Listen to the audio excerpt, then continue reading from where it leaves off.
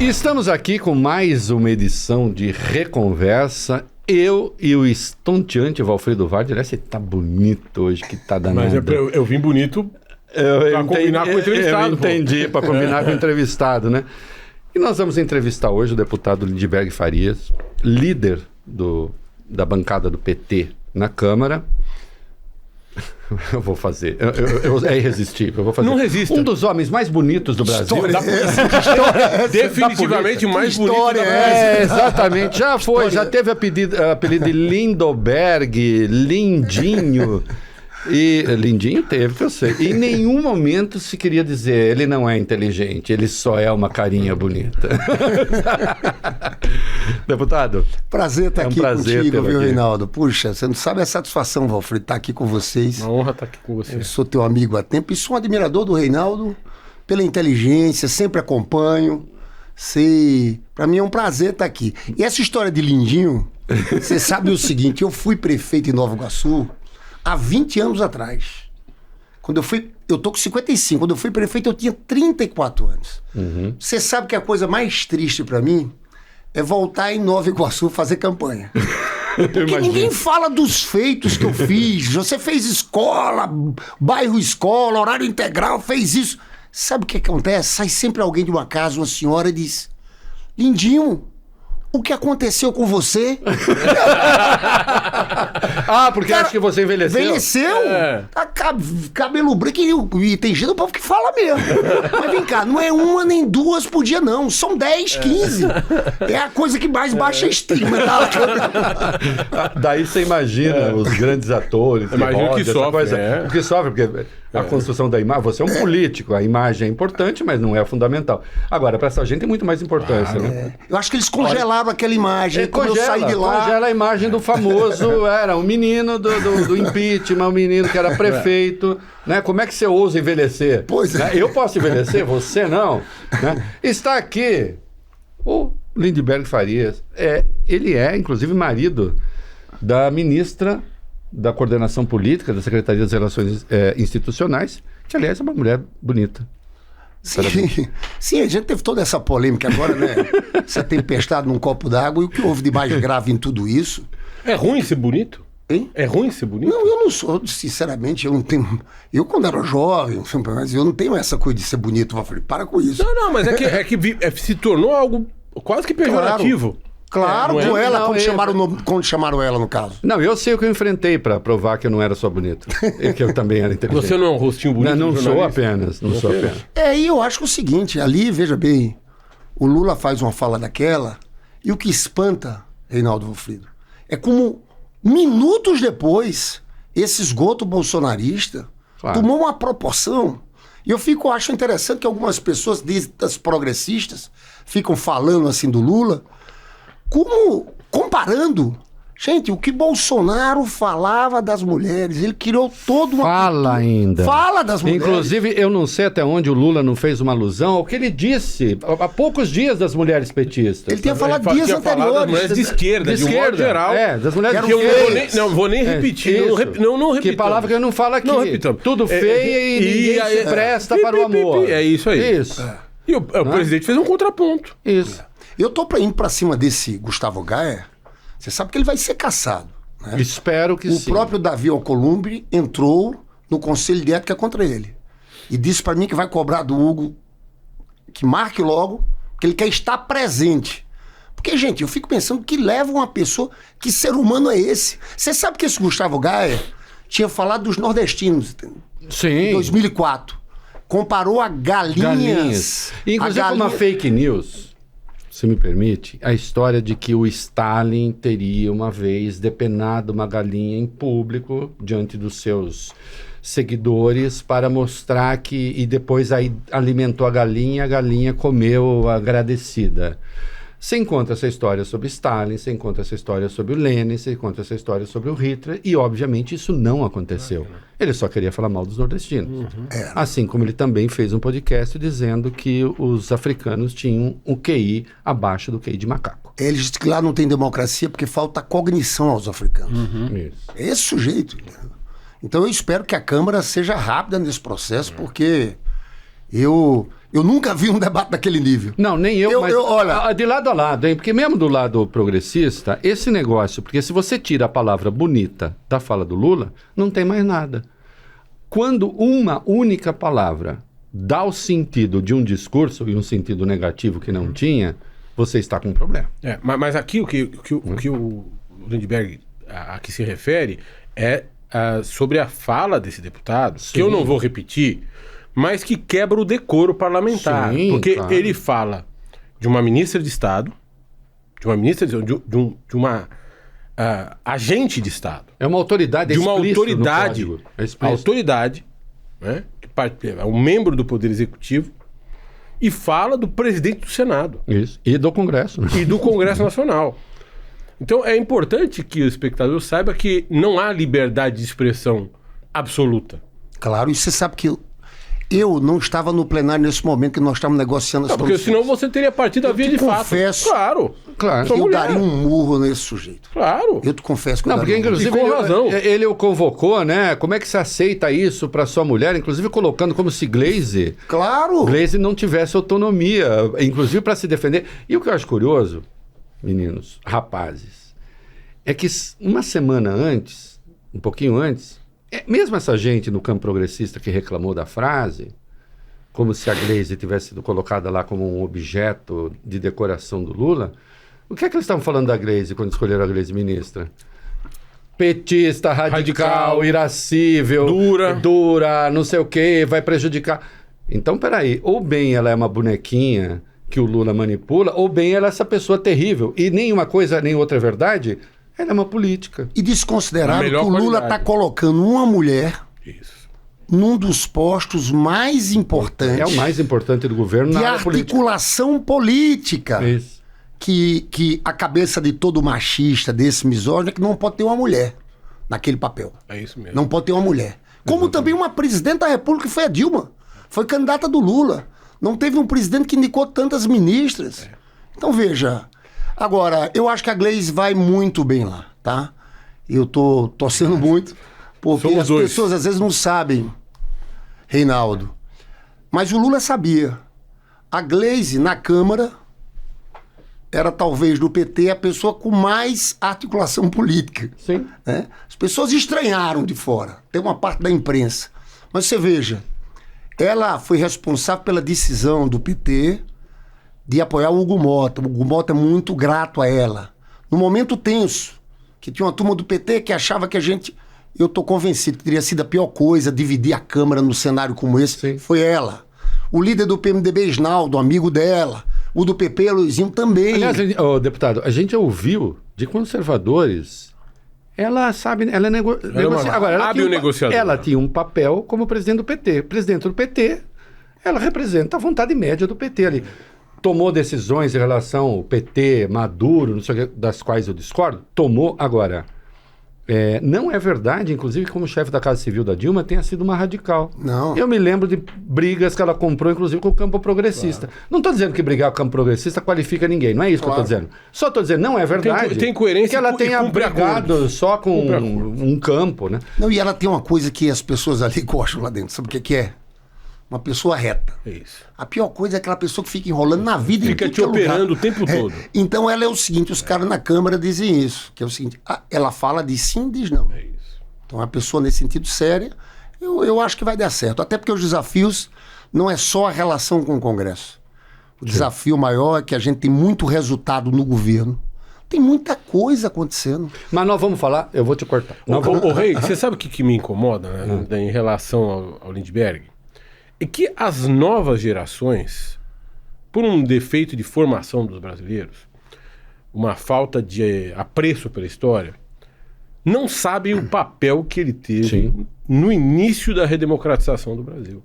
Quando eu digo redemocratização, depois na viragem da ditadura para a nova democracia brasileira, logo em seguida a primeira eleição democrática para presidente da República. E a primeira deposição, segundo a democracia, do presidente. E baseada na nova Constituição. Naquela nova Constituição de 1988, Isso. que é a Constituição vigente e que era a Constituição da redemocratização do Brasil. Então vamos aproveitar Vamos. essa sua observação? Sim. Porque a gente sempre pede para a pessoa fazer o Wikipedia da sua vida, né? Isso, é por isso que eu Esse é o Wikipedia pessoal, eu sei, entendi. É? Então vamos fazer o seguinte, até chegar a esse ponto aqui, depois você avança, o senhor avança. Quem é Lindbergh? Como é que começa? Eu quero lá da Paraíba, menininho, de calça curta, bonitinho, bonitinho. Tal, né? Até o muso do impeachment e o que veio depois. Faça uma síntese da sua vida política. Reinaldo, eu sou o filho do Lindbergh Farias, meu pai, que foi vice-presidente da União Nacional dos Estudantes. Logo você é filho. Eu sou filho. Mesmo. Ele foi vice-presidente da UNE ali em 59 e 60. Respondeu o IPM e foi morar na França. Ficou 4, 5 anos morando na França com minha mãe. Voltam para Paraíba, era um médico de prestígio ali. Um cara de esquerda e um intelectual. A grande coisa que eu tinha na minha vida era a biblioteca do meu pai, que era uma coisa fascinante. E um cara completamente de esquerda a vida toda. Isso João Pessoa. Em João Pessoa. Ele sai nesse período da ditadura, vai para João Pessoa. Fã do Brizola e do Miguel Arraes, que foram um pouco ali. Eu lembro que na eleição de 89, meu pai era Brizola, minha mãe Brizola, meus irmãos Brizola, e eu era Lula, que eu ali estava no PCdoB. E era um período bem radical, eu com uns 18 anos, meu pai em classe média e tal. E aquelas famílias da Paraíba de classe média, mais um médico. Aí tinha a dona Rita, que trabalhava lá em casa, né? E meu pai ficava pé da vida comigo, que eu dizia que queria ganhar um voto pro Lula.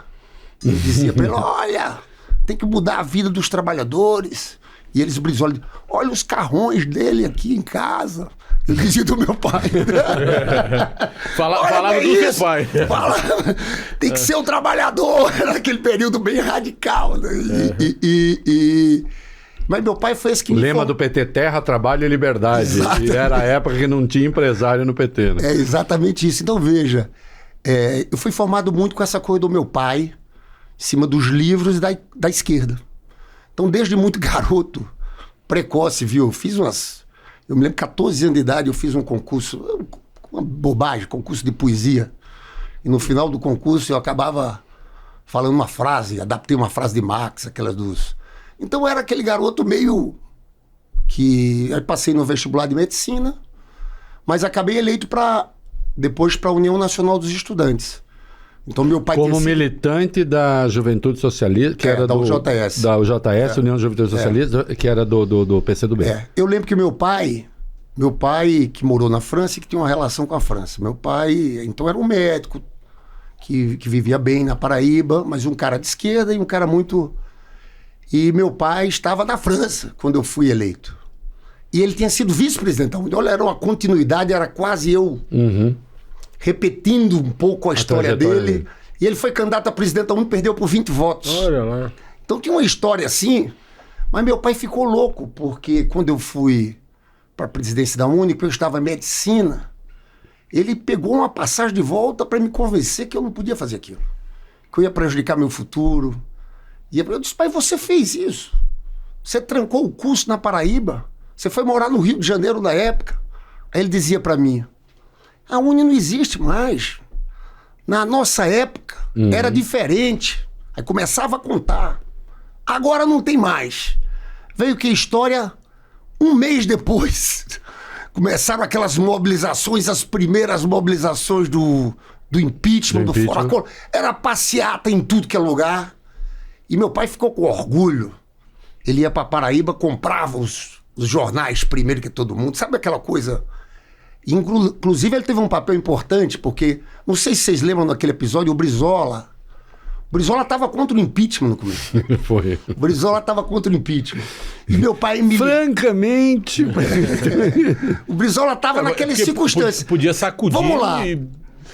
Os alicerces da democracia naquele momento. Mas tinha duas coisas ali. Tinha, de fato, uma coisa do governo Brizola, que ele tinha lá uma obra com o governo federal do governo Collor, da linha vermelha, mas tinha corretamente uma preocupação histórica com a defesa da legalidade mesmo.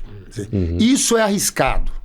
Ele viveu os golpes, ele enfrentava o Lacerda. É isso. O Lacerda era isso o tempo todo. Entendeu? Então ele tinha aquela coisa.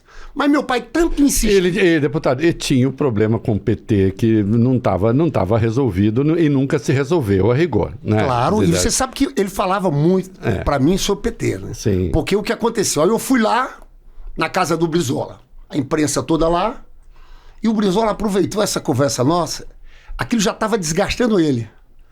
Aí ele anunciou, quando saiu da reunião com a gente da Uni, que foi convencido pelos estudantes. Aí ele adere. Ele adere, mas adere dizendo o seguinte, fora Collor, mas sem Quércia, porque o Quércia estava apoiando. Sem isso, sem aquilo e tal. E eu acabei desenvolvendo uma grande... Eu fui amigo do Brizola até ele morrer. E eu não era do PT, eu era do PCdoB. E ele tinha um sonho de me conquistar pro lado dele. E ele dizia, olha, e falava do PT, dizia para mim assim, aquilo foi invenção do Golbery. O Golbery. Sim, a velha tese. Ele dizia, foi invenção do Golbery, tentava me convencer ali, entendeu? Ele chegou... Quando ele cravou a frase que era preciso, às vezes, engolir sapo, né? Aí ele falou, sapo barbudo. Aquilo foi a eleição de 89. Foi, exatamente. Que o Lula passou por pouco, o Brizola fazia aquela pagelança, né? Eu falo uma coisa dessa história da vida, ter conhecido o Brizola, vivido um pouco aquela figura, eu acho uma coisa fantástica. Que o Brizola ainda faz falta, né? Um personagem forte. Acho que sim. E que tinha um vínculo profundo com o Brasil pré-golpe. Claro. E era com um alvo o Brasil da redemocratização. E era um alvo da ditadura. E é claro que eu não endosso a tese de que o Golbery, a tese que o Brizola tinha, o Golbery viabilizou o PT para prejudicar a extensão os egressos, né? Ele, o Arraes. Né? Agora, que é evidente que a ditadura também não ficou insatisfeita com essa divisão da esquerda, não ficou. Isso é um dado objetivo. Quer dizer, você não precisa ter uma leitura judiciosa. A ter voluntariamente não, é absolutamente concebido. Não. Agora, você me permite, já que a gente falou de Golbery, claro. Eu reli, eu reli agora os 5 livros do Hélio Gaspari sobre a ditadura. E é impressionante, porque você veja, o Golbery... Você discorda do Golbery, do Gás, tudo mais.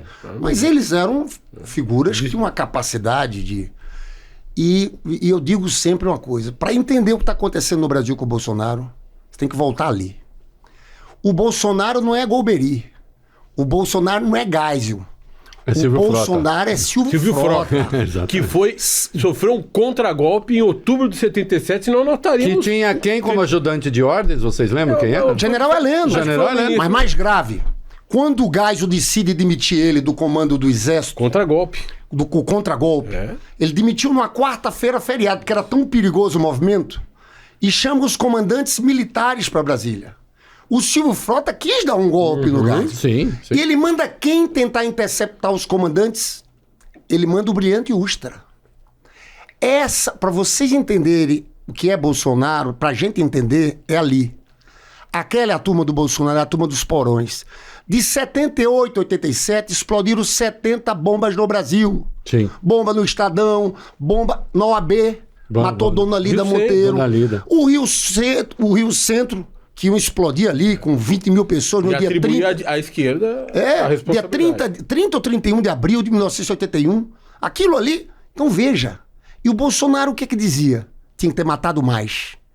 Bolsonaro é como se fosse o mesmo partido político.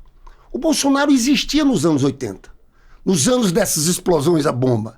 Eu falo porque é como se fosse a mesma facção de extrema-direita, incrustada nas forças militares, com pêndulos de ações violentas e terroristas. Só isso explica uma bomba no dia 24 de dezembro no aeroporto de Brasília. Só isso explica a Operação Punhal Verde e Amarelo. Eu conversava com alguns deputados essa semana, deputados influentes, que eu acho que não leram as coisas lá. E eu disse, eu conversei com um ex-presidente, conversei com um bocado de gente que começa a... Vocês têm noção, porque estão falando na anistia de novo, de votar. Sim. Digo, Bolsonaro, dia 25, 26, vira réu. Depois começa um julgamento. Esse julgamento vai ser pedagógico, porque vai ser televisionado. A imprensa toda vai cobrir. as pessoas vão tomar um susto, porque só tem prova lá. Tem prova das antenas dos carros dos Kids pretos, que foram até a porta do Alexandre de Moraes no dia 15 de dezembro. Tem o chefe desses Kids pretos, um tal de Rafael, no Palácio do Planalto, numa área em que estava Bolsonaro e Braga Neto. Então tinha uma apoiação. Eu acho que isso vai ter um grande impacto político. Não dá para analisar o que vai acontecer em 2026 sem analisar também essa situação. Porque eu acho que aquele eleitor de Bolsonaro, que mora numa cidade que não é radical, mas que achava que era aquilo, ele vai tomar um susto quando vê tanta prova de uma tentativa de golpe e de uma coisa sórdida como essa. Porque, veja bem, tem uma covardia. De homicídio. De homicídio, tem uma covardia. Homicídio. O presidente que perdeu a eleição matar o que ganhou. Tem uma coisa aqui que pega no meio do povo. E o 8 de janeiro eu vivo debatendo com esse pessoal, Reinaldo, no plenário. O meu trabalho é insalubre também. E a gente tem 100 malucos, e eu sou o líder do PT, que fico... Eu aprendi uma tática lá. Eu deixo eles pedirem o tempo de liderança primeiro. Aí eles pedem, vem. Explica o que é o tempo de liderança. O tempo de liderança é o seguinte. Os maiores partidos... O PL é o maior partido. O PT é o segundo. Então é um tempo diferente, porque o deputado tem 3 minutos para falar. Eu tenho 9. Eles têm 10, 11. Então o que eu falo? Em vez de eu ir primeiro, eu fico esperando eles falarem. Só que tem uma coisa... A partir dessa entrevista, eles também vão esperar você Mas falar. eles já perceberam. Eles já perceberam. Que se ele não falar, eu não falo. Deixa a porta andar. Mas tem um problema. Eu disse isso pro presidente Lula um dia. Eles pegaram um dia, subiram cheio de placa lá. Preço dos alimentos. Eu disse, queridos, a inflação de alimentos nos 4 anos de Bolsonaro subiu 57%. Nos 2 primeiros anos, 27%. Nos 2 últimos, 21%. O governo Lula, 2 anos, 7,8%. Porque no primeiro ano teve deflação. É claro que tem um problema dos alimentos agora. Sim. Que a gente tem que enfrentar.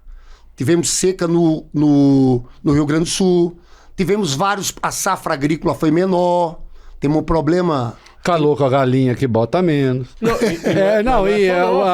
A gripe aviária. O Lula pode... Vamos proibir exportação de ovo? Acho que ninguém vai topar. Os Estados Unidos, em Nova York, tem gente comprando ovo à unidade. Sim, exatamente. É. Agora veja, a carne... gripe aviária. A carne tem 2 coisas. Tem um tal do ciclo pecuário sobre a diminuição dos abates das fêmeas, uma coisa complicadíssima. Mas tem, sabe o quê? A gente aumentou a exportação de carne em 30%. Sim. Eu, sinceramente, antes de entrar aqui nessa entrevista, eu estava vendo uma matéria, Lula vai para o Japão e quer destravar mais exportação de carne. Não, para com isso! Para que exportar mais carne? É justamente isso que eleva o preço aqui, porque o dólar subiu. Então tem um bocado de coisa que dá para melhorar. Vai melhorar, porque agora tem safra agrícola. Assim como a de ovo no mês passado subiu 21% a exportação em relação ao mesmo mês do ano passado. Pois é, são coisas que a gente tem que ver como faz, né? Como faz isso. A safra agrícola vem melhor, aí agora vai ser uma safra recorde. Agora tem um problema, né, Reinaldo? 84% da área plantada do Brasil é soja.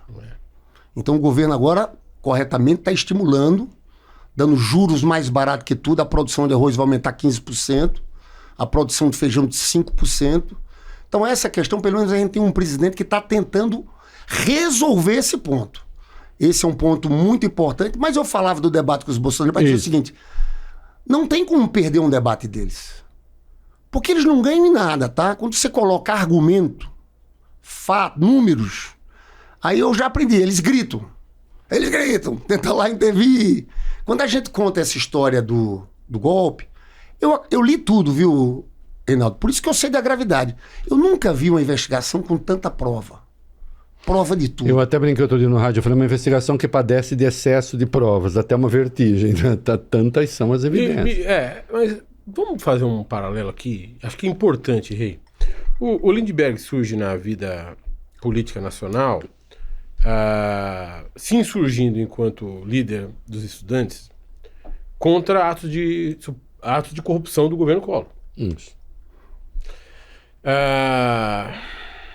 Não é segredo para ninguém que o Partido dos Trabalhadores foi um dos principais alvejados por aquilo que eu acredito tenha sido lawfare, ou seja, o uso do processo penal para fins políticos. Contra adversário. Contra adversários, para destruir adversários na disputa política. E agora, nós temos mais um presidente processado criminalmente, acusado de atos contra o Estado Democrático de Direito, junto com outros tantos. Como é que a gente consegue explicar para o povo brasileiro que o processo de impeachment, no caso do Collor, não era lawfare? Ou seja, que ele precisava sofrer o impeachment. Que no caso do impeachment da presidente Dilma era lawfare, que no caso da Lava Jato inteira, da prisão do Lula, era lawfare, e que no caso do Bolsonaro não é lawfare. Porque as pessoas olham e falam assim, não é tudo a mesma coisa? Não é, não. Você sabe que eu tive que viver muito isso, que eu virei. Você sabe que eu parece que sou, nas crises, não sei o que acontece, alguém sempre me chama nas crises para jogar um papel. Parece que quando tá tudo calmo, eu não tenho tanto papel. Quando tem crise, é uma sina, digamos assim. Mas eu fui o cara que joguei o papel no impeachment do Collor, mas acabei jogando o papel decisivo no impeachment da Dilma. Que era eu, a Glaze e a Vanessa Graziotin escalados naquela comissão. Para fazer o Eu passei quase ali foram 6 meses, diários. Fazer um enfrentamento. Diários. No Congresso. E ali eu via claramente, diferente do caso do Collor, que era corrupção, que tinha provas concretas, mas mais do que corrupção também. O Collor ali, ele entrou numa situação de isolamento qualquer. Total, de isolamento total. Todos os setores da sociedade. Aquele impeachment, diferente do que aconteceu contra a Dilma, foi um impeachment que praticamente unificou o país. Eu cheguei no último ato, o governador de São Paulo era Fleury, tinha todos os governadores do Brasil. Aliás, é uma boa imagem. Foi o impeachment que unificou. O da Dilma foi impeachment que trincou. Que a gente está pagando as consequências Sim. até aqui. Aliás, deputado, é uma boa frase, né? O impeachment do Collor uniu o Brasil. O impeachment da Dilma trincou o Brasil. Trincou o Brasil e criou isso tudo que a gente está vivendo. Foi o maior erro do PSDB na história. Eu vivi tudo isso. Eu também errei, eu apoiei o impeachment, já fiz o meia-culpa. Errei. Mas você sabe, Reinaldo, que ali eu me lembro do Aloysio Nunes, que é um querido amigo, um dos maiores quadros da política brasileira. Homem brilhante. Que é o vice do Aécio, uma semana depois da eleição, fazendo um discurso duro no Senado, questionando a coisa das eleições. O PSDB começou a entrar naquilo. Eu lembro de um episódio que eu fiz um discurso, estavam todos eles lá, o PSDB tinha uma coluna de quadros, você tinha Aécio, o Cássio Cunha Lima era brilhante, era o maior orador do PSDB, você tinha um Serra. Eu desenvolvi uma relação ali com o Serra, que a gente divergia, a gente falava de números no debate econômico, cada um respeitando, não é como é hoje esses caras, eles inventam qualquer coisa. Isso. Era um debate sério. Eu tenho saudades, você acredita quando eu digo isso? Eu tenho saudades do PSDB, daquele debate. Oh. Aquele era outro Brasil. Mas o PSDB cometeu um erro ali gigantesco. E eu disse, olha, tinha um cientista político francês que veio no Brasil que ele dizia o seguinte, é papel da centro-direita, do centro, conter a extrema-direita. E eu me lembro da cena. Começou aquele movimento do impeachment da Dilma e entra num carro, numa van, Aécio, Aloysio Nunes, um bocado de gente. Foram escorraçados da Avenida Paulista. Perderam o protagonismo. Eles abriram as portas, ali estava claro, tinha uma turma que pedia Só para lembrar, militar. A extrema-direita botou essas pessoas para fora porque já não as queria também, dizia assim, essa gente não, eles são políticos, nós não queremos políticos. São moderados. Exatamente. Aquilo ali acabou, na minha avaliação, com o PSDB. A gente entrou nesse período, né? E a gente teve... Você sabe que até o Joaquim Barbosa deu uma frase sobre isso, que ele falou, aquele foi o grande erro. Ali a gente abriu, porque golpe, quando a gente começa, eles vão se reproduzindo. É um processo que a gente não sabe. Você que foi trotskista lá no passado, que falava da revolução permanente. Então, também esses golpes, eles começam e ninguém sabe onde vai parar. Tem mais. Aí é uma tese minha. Para mim, a gente vive no Brasil e no mundo uma contra-revolução conservadora. Sim. Que começou a ganhar força ali, foi ascendendo.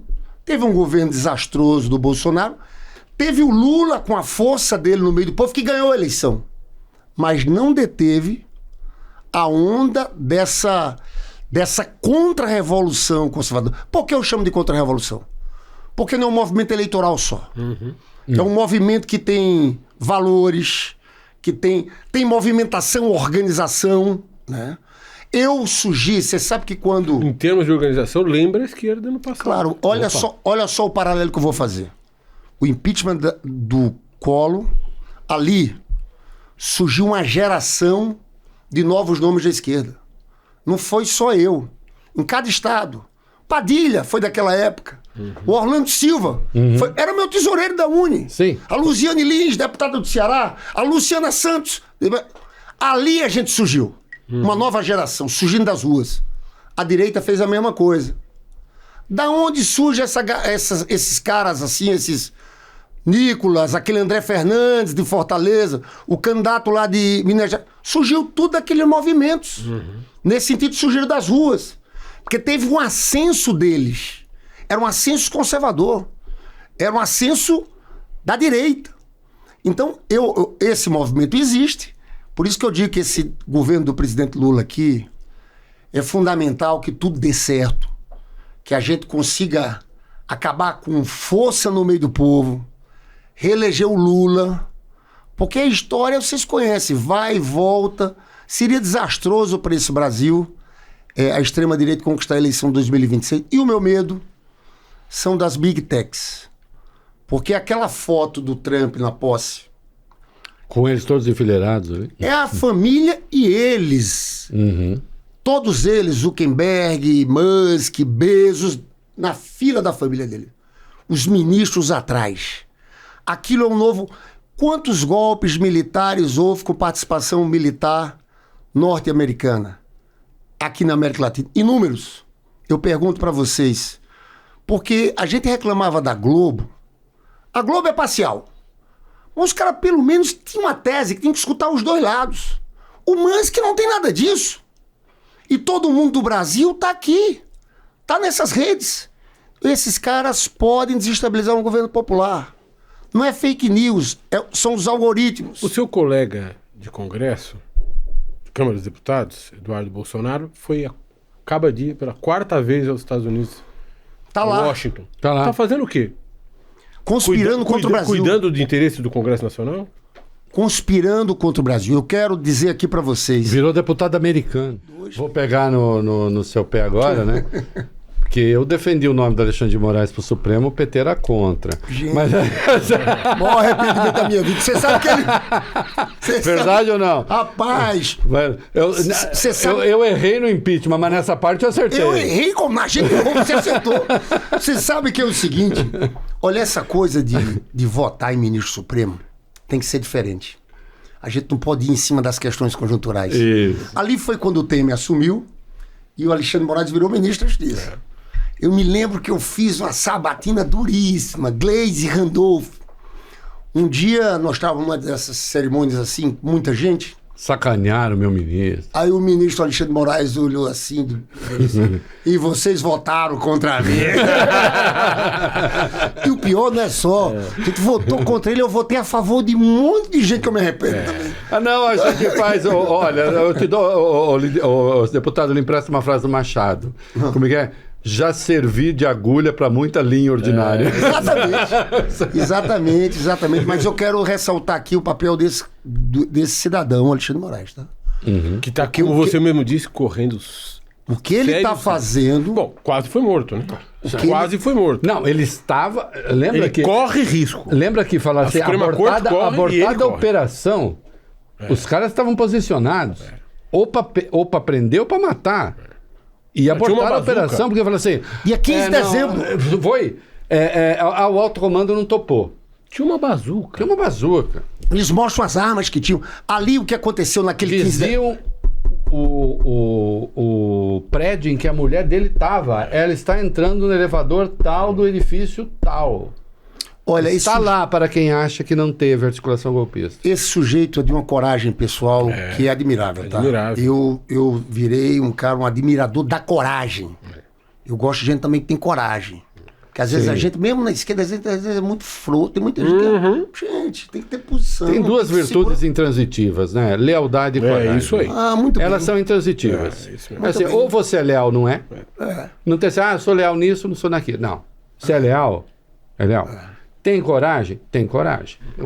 Você sabe que tem um senador da direita mesmo, lá no Senado, que naquele processo do impeachment, porque teve contra Dilma, porque a popularidade caiu lá embaixo, que era aquele Magno Malta do Espírito Santo. Ele chegava pra gente, chegava e me dizia, rapaz, eu admiro vocês, porque vocês São fiéis. se lascam tudo, mas vocês estão aqui. Vocês não são como esse cara... Vocês... Aí ele chamava, botava um termo assim, vocês são aqueles cachorro fiel, aquele ali fiel, que não larga, porque vocês acreditam nessa desgraça. E ele falava aquilo do jeito dele, mas era um reconhecimento da gente ali nadando contra a maré, porque também nadar contra a maré é muito difícil. Oxe. Nadar contra a maré, contra o pensamento. Nadar contra a maré é difícil. 3 ou 4 contra a Rapa. Eu me lembro do episódio Até a da gente ministra sabe Gleisi, que esse podcast... o tempo todo, Mas eu me lembro daquele episódio das mulheres que não saíam da mesa diretora da Câmara. Lembra Aquele disso? episódio foi na reforma trabalhista. Foi. Agora, Valfrido, você não sabe quantas vezes naquele período eu tive que enfrentar.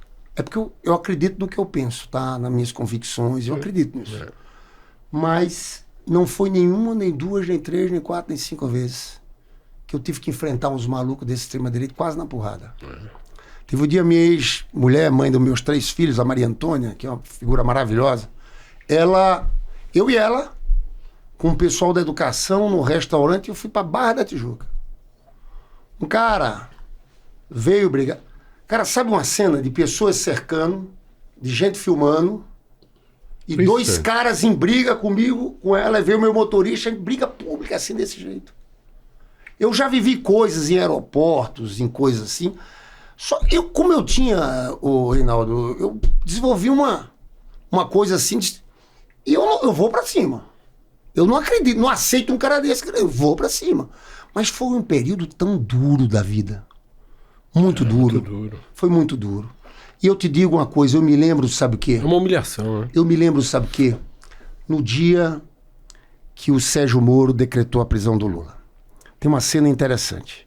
Na quinta-feira, antes do Lula ser preso, decretada a prisão na sexta, nós estávamos em Brasília.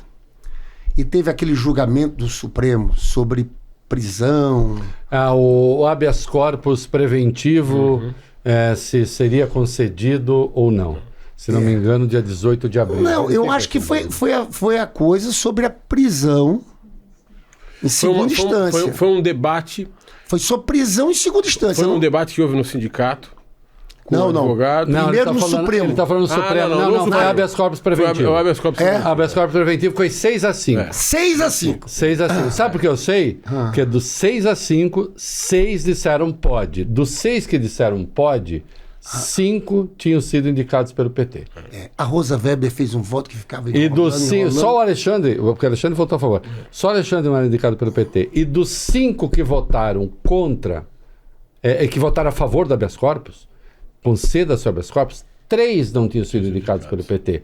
Um deles é um outro homem de coragem extraordinária que a gente não citou aqui, chama-se Gilmar Mendes. Ai, gente, eu sou... Este é, assim, todas as vezes que o PT apoiou alguns xingamentos ao Gilmar, eu acho que a história se encarregou de dizer vocês estavam errados. Claro, eu tenho o maior Porque respeito. esse cara tem coragem. Muito. Pelo amor de Deus, eu tenho o maior respeito por ele. E senso de Ele justiça. hoje sabe que E tem senso de justiça. aí também tem aquelas coisas. Quem tem coragem de ir contra a maré, também, em vários momentos, a história reconhece. A gente reconhece. Todo mundo reconhece. Ele tem uma autoridade constituída, eu tenho o maior respeito. Toda vez que encontro, eu tenho o maior respeito. Sabe respeito? É outra figura que tem posição, aceita remar contra a maré e tem coragem. Porque lembrando, quando teve esse negócio do 6-5 contra o habeas corpus preventivo, talvez dia 18 de abril, eu posso estar confundindo, dia 18 foi quando o Exército, o Vilas Boas fez tweet. Na véspera. Na véspera, assim, não é para dar. Foi na véspera. Se der... Se der... Na véspera saiu no Jornal Nacional. Sim. Fez minutos antes do Jornal Nacional. Isso. Aí o que aconteceu? Naquela quinta teve essa decisão. Isso. Nós viemos para Brasília. Eu me lembro, todo mundo veio em Brasília. Aí nós fomos 2018 isso. pro Instituto Lula. Isso.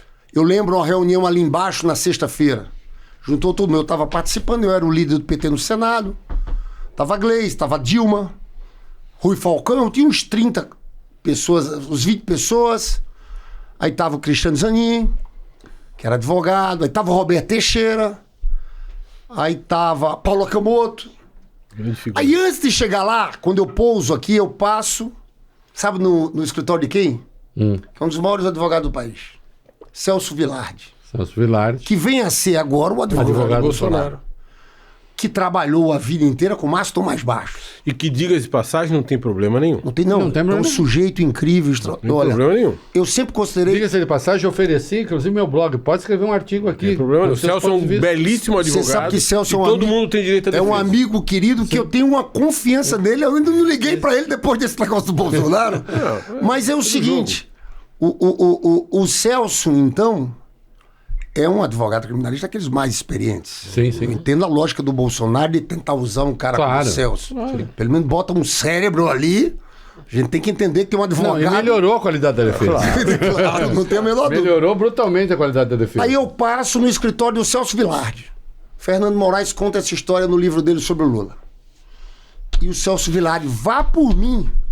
Eles vão prender o Lula já. Vão prender o Lula amanhã. Aí eu vou nessa reunião pela parte da manhã com essa turma toda, Reinaldo. Com isso na cabeça. Com isso na cabeça. Aí eu chego lá, vejo o Camoto, o Roberto Teixeira falando, não, a prisão aqui vai demorar um mês e meio. Nós temos que fazer atividades em universidades e tal. Isso era de manhã. Depois tira um pequeno grupo.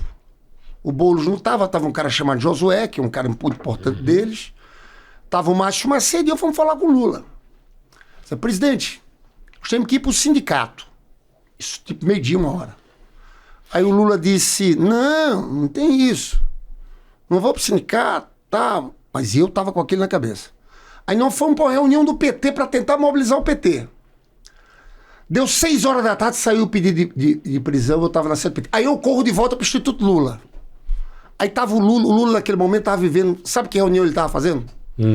Uma reunião, ele e Dilma, com Cid Gomes, com Guimarães, Camilo Santana, porque a Dilma ia ser senadora pelo Ceará. Isso. Pelo Ceará. E o Lula ali convenceu a Dilma a não ser pelo Ceará, que foi um grande erro do Lula, e ser candidato por Minas Gerais. E ali então tomou um susto. Ele achou Chegou que ela lá a tempo. perderia pro Pacheco. Aí Lula sai de sindicato. Eu lembro que eu fui num carro atrás, também seguindo, e a gente chega no sindicato nos primeiros momentos. Aí depois chegou a turma do Boulos, que jogou um papel ali grande. Sim. Turma do Boulos. E nós começamos a montar aquela resistência ali. E o povo vinha ali pra frente. Isso é uma sexta-feira. Nós ficamos dormindo lá de sexta a domingo. Ô Reinaldo, foi tanta coisa ali. Na hora do Lula, o Lula decide se entregar. Porque ele ficou muito em dúvida sobre o que fazer. Sabia? Porque tínhamos que dizer, não, ele tinha que se entregar. Mas na verdade era a polícia que tinha que prender. Então ganha mais 2 dias.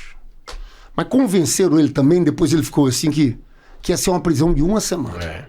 Convenceram ele disso. Depois ele ficou... Eu soube disso. Foi isso. Aí o que ele faz? Ele faz aquele discurso belíssimo, mas o povo queria bater na gente antes de ele fazer o discurso. Não deixa. O povo pegava assim em mim. Vocês não podem deixar. Achava que a gente era responsável por aquilo. Aí teve uma cena que é uma cena muito bonita pra história. Não. Alguém tem que fazer um filme disso aqui, que era o seguinte. Ele fez o discurso, mas a turma não queria deixar. Ele tentou sair 3 vezes do sindicato e foi impedido pela turma do lado de fora. Segurando os portões. Essas imagens são Segurando os muito portões. fortes. Eu me lembro Essas delas. imagens são muito fortes, mas deixa eu dizer uma coisa para os golpistas de agora. Porque o tweet do general Vilas Boas foi do dia 2 de abril de 2018. Ameaçando o Supremo. Isso. No dia 4, o Supremo nega o habeas corpus preventivo. Por 6-5.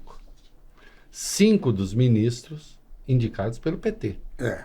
Sinal de que o PT indicava ministro, mas ministro não estava obrigado a votar. Claro. Indicações O único que republicanas. votou contra foi o Alexandre. Aliás, foi o Alexandre.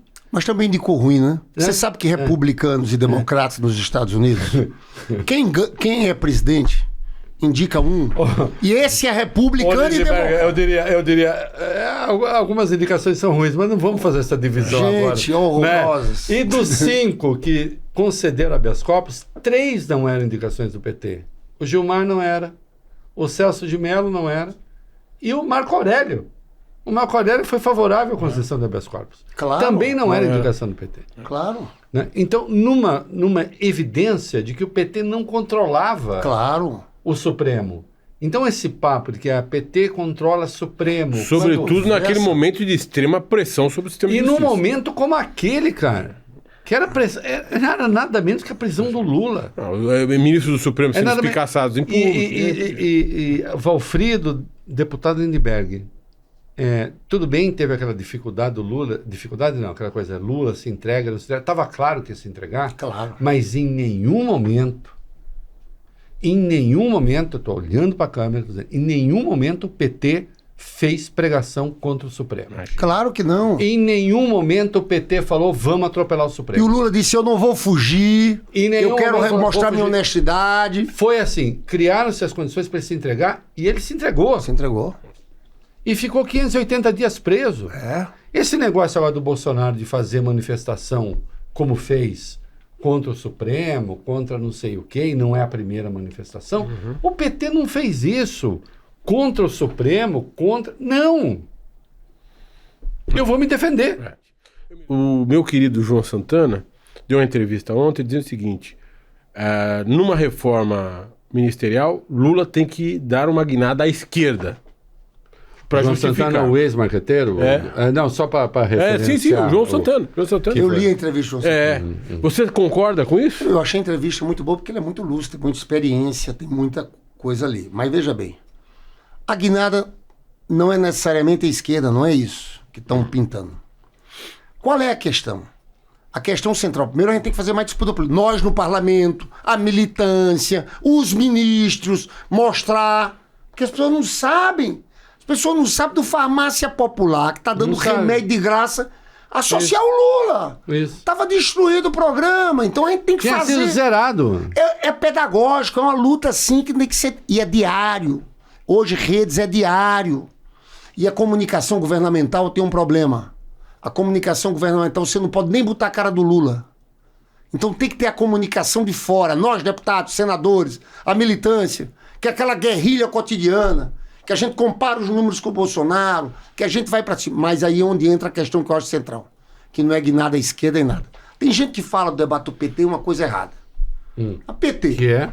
Todo mundo primeiro quer aliança ampla. Não existe essa polêmica. Fazer aliança ampla. Só que ninguém é ingênuo de achar que basta distribuir ministérios aos Agora não dá mais. partidos Já era. que a gente vai ter apoio. Até porque a gente sabe, para ter apoio, o governo tem que estar forte. Então a questão central que a gente tem que fazer até o final de 2020 de estratégia é tudo pensar em como mostrar as realizações do governo Lula e dar uma virada. Até porque a gente perdeu dos nossos eleitores. O cara que ficou meio desencantado agora, ele votou no Lula. Ele gosta do Lula. Ele é nordestino. Ele tem até o salário mínimo.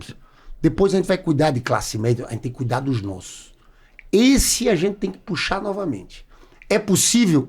É possível. O Lula mudou de postura, o Sidônio mudou de postura, mas aí eu entro no ponto que eu considero central, é um tema relativamente polêmico. Diga. É o ano da pauta popular. É o Lula sendo Lula.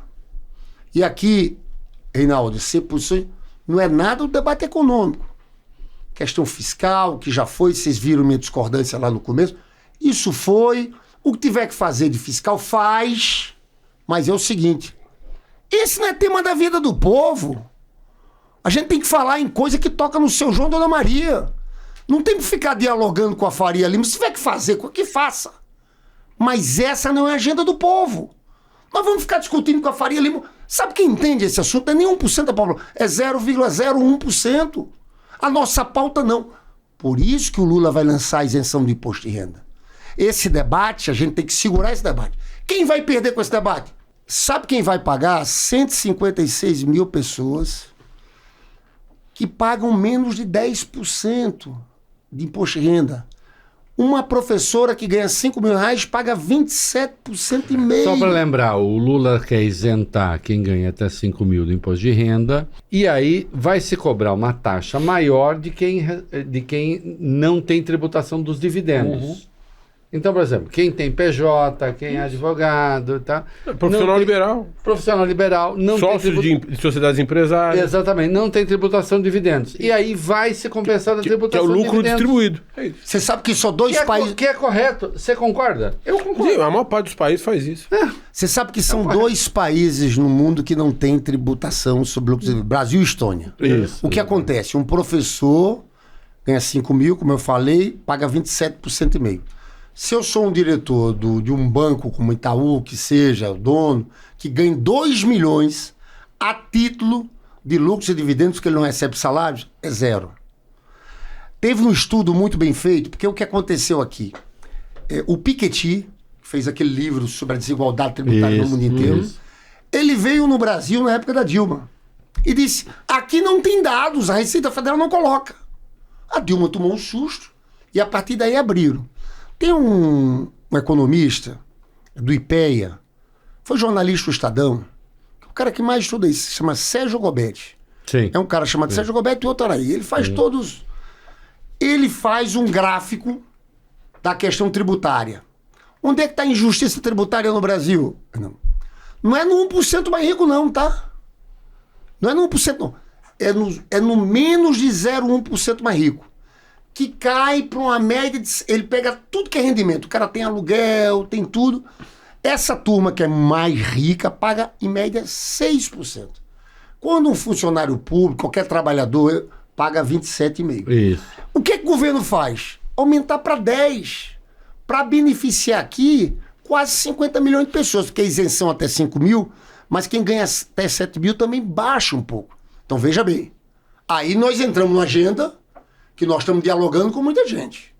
Essa agenda nos coloca na ofensiva. Mas não é só ela.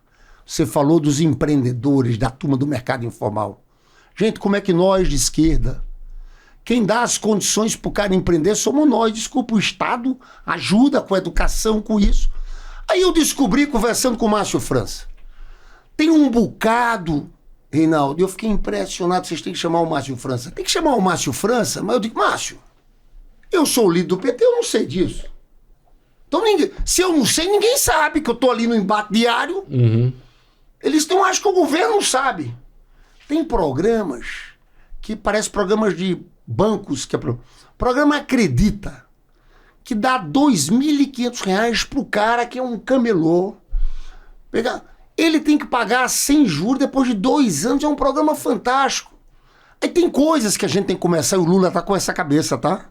O Lula vai lançar coisa para essa turma, né? De empreendedorismo.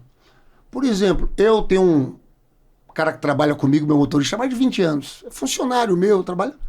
Mas eu viajo para Brasília, ele empreende. Ele tá dando o jeito dele. Eu descobri que ele tá vendendo quentinha pro presídio que tem na Baixada. E dá o jeito dele lá. Qual é o problema? Ele foi abrir uma empresa. Ele disse, não posso ser MEI. Eu digo, por que não pode ser MEI? O MEI são faturamento de 6 mil reais por mês.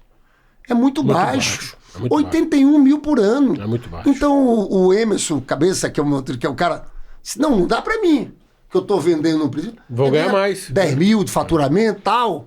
Ou seja, é uma coisa pequena. Então, olha uma medida como essa. É uma medida forte. Entendeu? Então, é o ano, não é giro à esquerda, não é ser contra a frente ampla, mas é o seguinte, nós temos que saber pautar a nossa agenda. E tem que ser agenda Lula sendo Lula. Que é uma agenda que é de natureza econômica, no sentido da renda. De onde é que as pessoas tiram a sua renda? Eu acho que é isso. E como é que essa renda vai ser tributada? 2026 está muito longe, sob certo ponto de vista. Mas está perto. Mas também está perto. Perto. Hoje, enquanto falamos aqui, eu vi assim, o dólar hoje caiu porque acharam que o Lula vai perder a eleição. Tem quase 2 anos, tem 1 ano e 10 meses, 1 ano e 9 meses. Mas tem muita gente achando que o presidente Mas tem são muita favas gente, contadas. são favas contadas e tal, né? Então eu te pergunto, deputado Lindbergh, o Lula já era nessa disputa, 1. 2, tem mais coisa para passar por baixo dessa ponte, para usar um clichê, né?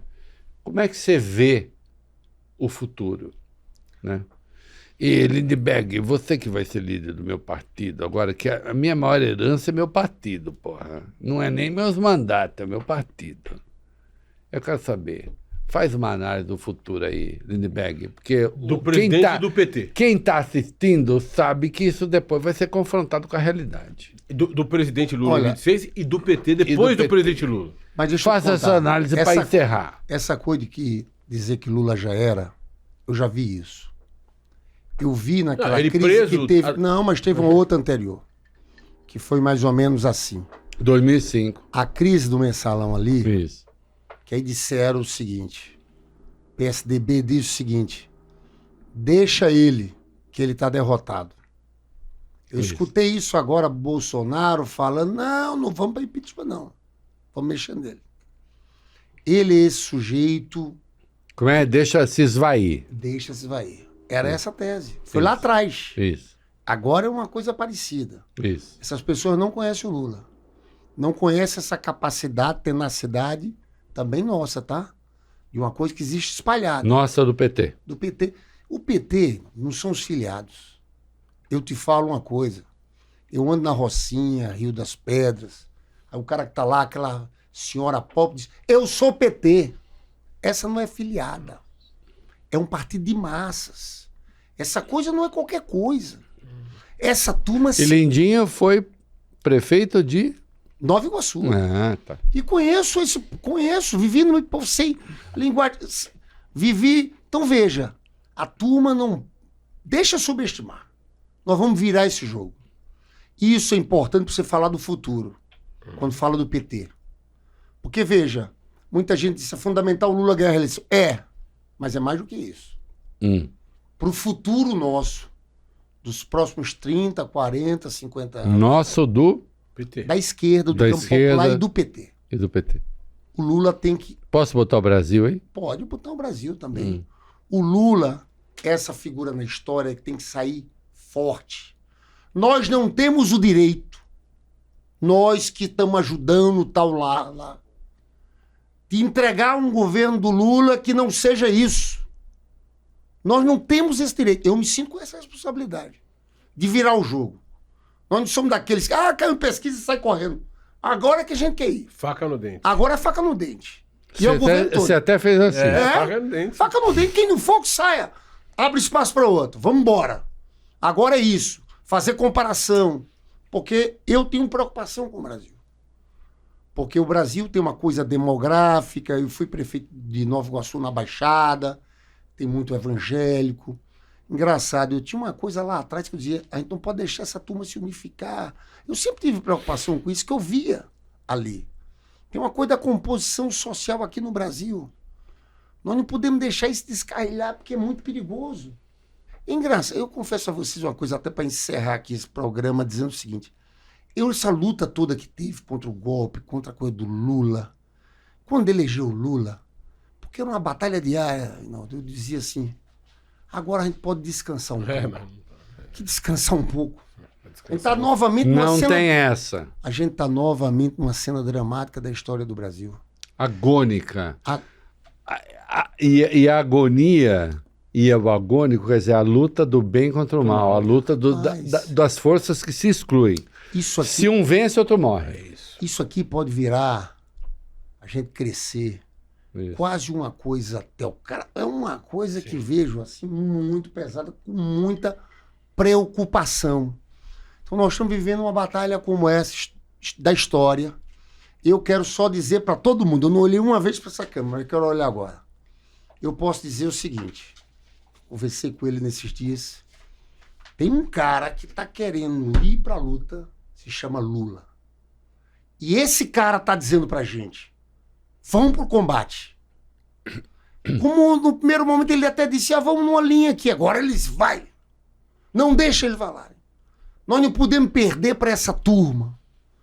Então eu acho que é esse desafio. Nós vamos ter novamente uma batalha dessa, meia dramática da história do Brasil, mas eu tenho confiança, mas é uma confiança total, tá? Porque tem tempo. O governo tem realização, tem entrega da gente virar esse jogo e afastar desse fantasma. Porque a gente, na verdade, é um mundo tão novo, né? A gente tá entrando numa viagem nova, né? Sim. E eu fico feliz com essa queda de popularidade do Trump. Não é fácil se ele joga a economia para recessão, que é o que parece que vai levar. Com inflação, aquilo que parecia um grande, aí eles começam a olhar para dentro. Perde mais tempo, chance de olhar para fora. E tem uma questão que é interna, né? Tem uma questão o que próximo é interna. candidato vai lutar pelo Brasil, vai lutar pelo Trump. É isso. Esses caras não defendem os interesses nacionais. Olha, é um prazer enorme, viu, Reinaldo? Eu te admiro, sou admirador desse cara. Esse cara fez um livro fantástico, desmontando aquela coisa da Lava Jato, da relação entre o privado e o público. Você sabe que você Diz o nome do livro, pô. O espetáculo da corrupção. O espetáculo da corrupção. Esse livro é fantástico, que ele fala das relações entre o público e o privado, novamente. Eu acho que teve um papel ali num momento histórico determinante, viu, Falfito? Obrigado, querido. Gente, eu estou muito feliz de estar aqui com vocês. Não, mas- Nós nossa. estamos felizes. Olha aqui. Você gostou dessa conversa? Dá like, se inscreva no canal. Nós muito legal. enfrentamos uma dificuldade gigantesca que nós conhecemos já faz tempo, que a gente tem de se impor por alguma ideia, nunca pela nossa beleza. Né? Não, O Lindoberg, Se eu fosse bonito como o Lindbergh, eu já seria papa. O Lindenberg, o Lindinho. Essa coisa lindinha, Aliás, quando passada, volta de- essa frase é muito Fala boa. disso. É um incompetente. Porque Ele se eu devia ser fosse, papa, se eu pô. fosse bonito como ele, eu já era papa. Eu não estava aqui tentando me impor pelas minhas ideias. Você sabe que tem um menino, Manuel... Menino não, que é um advogado muito competente, que vinha a ser o secretário executivo do Manuel Carlos. Nosso querido irmão, nosso querido Uma amigo. pessoa que eu respeito muito, admiro Muito pela brilhante capacidade advogado, intelectual. brilhante jurista. E o nome dele estava cotado para ser ministro supremo. E ele veio conversar comigo. E eu olhei para ele. Manuel Carlos, você não acha que é demais para você? Você já é bonito. Bonito. Inteligente. Advogado rico. Ser ministro supremo. Tem gente que quer ser bonito, rico e bem-sucedido. Nós somos contra. A gente tem inveja. Nós somos contra essas pessoas porque nós temos inveja delas. Nós tem somos inveja. contra elas. Olha aqui, que conversa maravilhosa. Obrigado, deputado. Que agradeço. Né? Mande um abraço para sua pra ministra. bela mulher, Ela deve estar ligando para a mim. Cadê você? ministra, a ministra das Relações Institucionais do Brasil. do Brasil. Uma bela mulher que já foi entrevistada aqui Numa baita entrevista. numa baita entrevista. Não fale que ela é bela não, porque isso é machismo. E ela continua bela, não obstante, né? Ó, gostou da conversa? Se inscreva no canal, né? Dê like. Tá aí. Lindbergh Faria. Farias, né? O cara que foi o menino Cara pintado. cara pintada, o símbolo do impeachment do Collor, né? Lindoberg, lindinho, etc. Baita Não, de um político brasileiro. um baita do político Obrigado. brasileiro. Baita político. Ó, é isso aí. Valeu, Obrigado. pessoal. Valeu Um a abraço. conversa. É isso.